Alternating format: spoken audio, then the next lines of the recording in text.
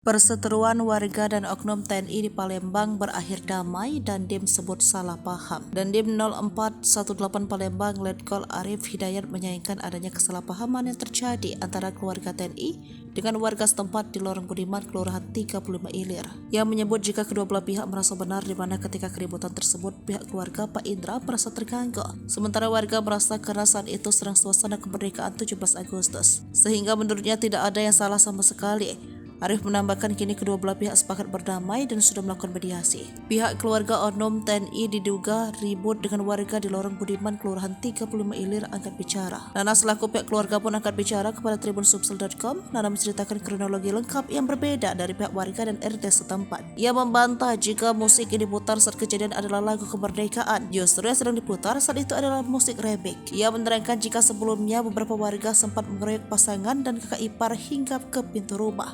RP saat itu malah dipegangi warga dan mengalami luka-luka.